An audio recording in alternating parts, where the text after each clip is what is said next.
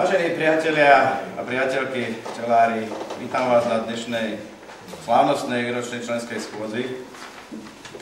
Prajem vám príjemné prežitie tejto našej slávnostnej schôdze, aby sme si odnesli od tejto poznatky, ktoré nám určite pomôžu v našej práci a pripíjam na naše včielky a na naše zdravie.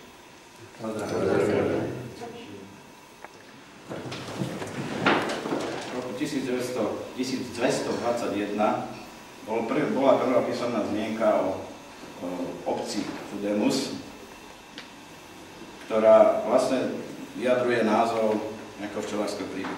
Ja vám blahoželám, vyznamenaní ste už dostali, máte zlatú včelu, striebro, bronzovú. Teraz sme sa rozhodli, že vám dáme darček, História Veľký Ulán.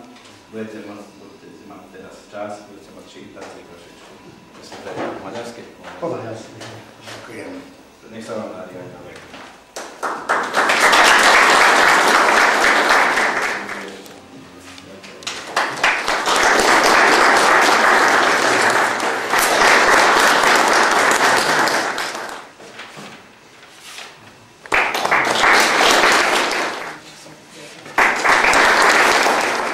Pomohli nám morálne, pomohli nám finančne a skutočne ja im za toto ďakujem.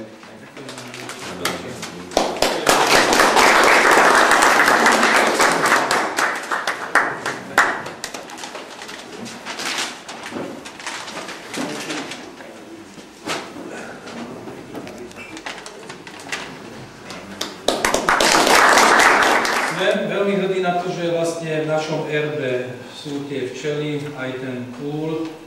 V podstate určite ja mám obrovskú radosť z toho, že tí návrhári toho času, keď sa vlastne tvoril ten erb, keď sme menili erb obce Veľké Ulany, tí, ktorí starší si pamätáte, čo sme mali v úle, tam bola nejaká repa, dokonca ešte tam bolo tiež niečo, čo sa týka včelárstva, presne už si nepamätám, takže bol to, ja si myslím, super návrh a bolo to veľmi dobré rozhodnutie času obecného zastupiteľstva, čiže poslancov, že sme vlastne odsúhlasili tento prekrásny erb.